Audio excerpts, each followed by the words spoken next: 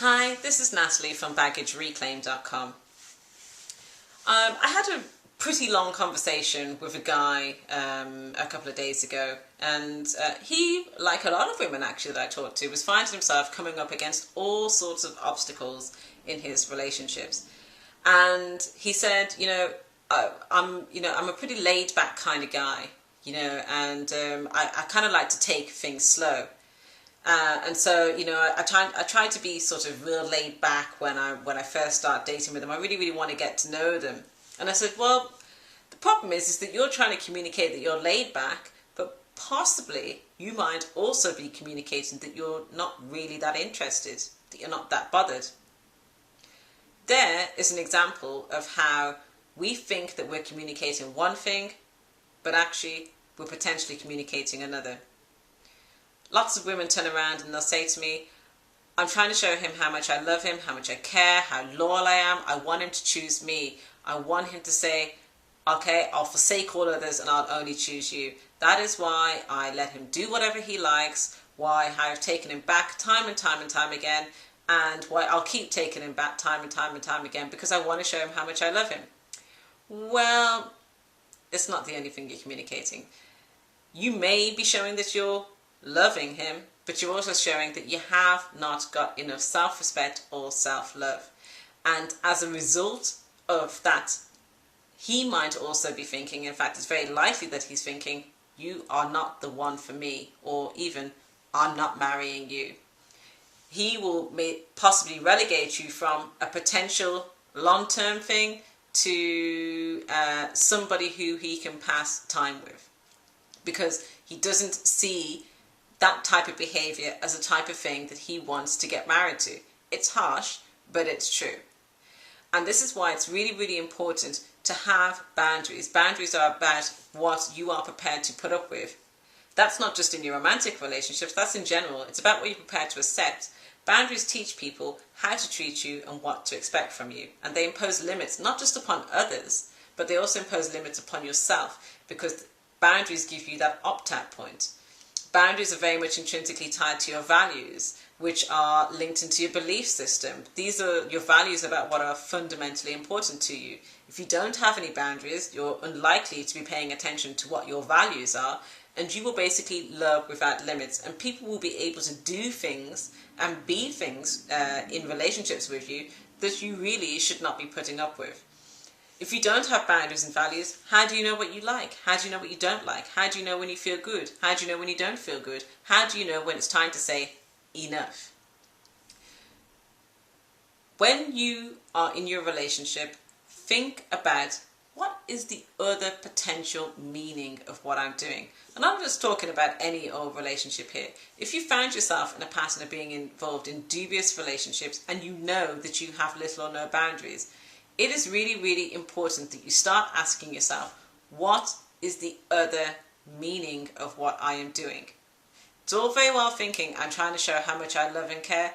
Trust me, if that has been the focal point of your efforts and he doesn't realize how much you love and care about him, it's time to start communicating a different message in a different way.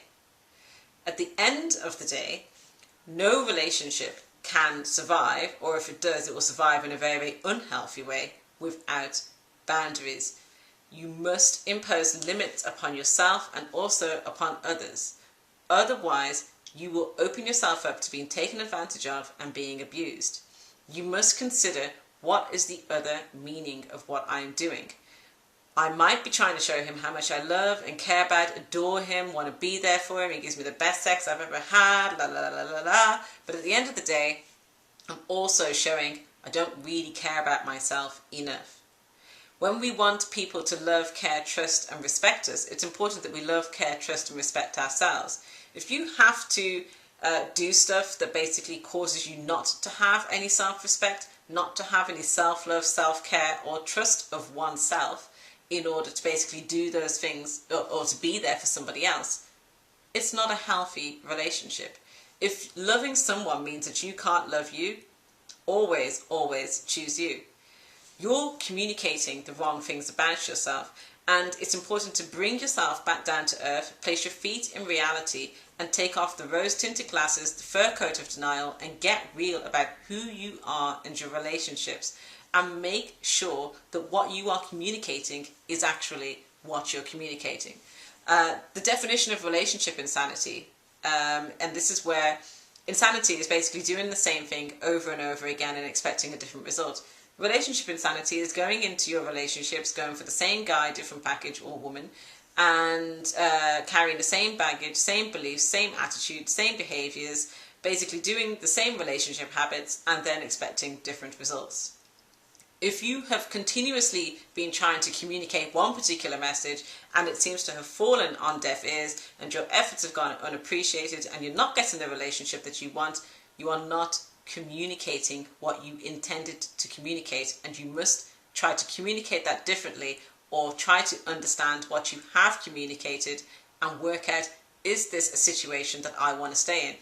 If you've been communicating that you don't have any self-love or self-respect, it is time to get some self-love and self-respect. And the first way of doing that is by injecting boundaries. Now, you might find that when you do inject boundaries into your relationships, that the relationship cannot survive. If somebody's very, very used to having free reign to run around and do exactly as they please, they're not really going to appreciate it when you suddenly put your foot down. If you look at boundaries a bit like having an electric fence, we all have one. It's just not all of us use it. Some of us haven't turned the power on. And that electric fence, when people bump that, it's supposed to be a signal to you, something's not right here. What does this mean to me? And if you haven't been using your electric fence, these people have been able to bust through that fence, come through and basically have a right old field day. If you now suddenly put up the electric fence and turf them out on the other side, they're not really going to like the fact that they have had limits imposed upon them, that they suddenly cannot do what they're used to doing.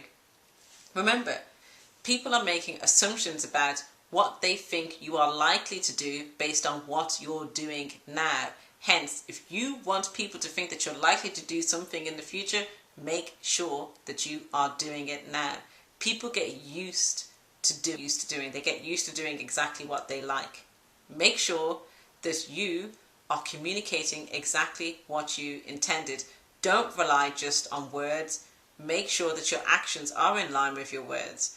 Make sure that at the end of the day, you are communicating that you do love yourself, that you do care for yourself, that you do trust yourself, and that you do respect yourself. And if you don't do any of those four things, if you don't feel those things already, you shouldn't be in a relationship.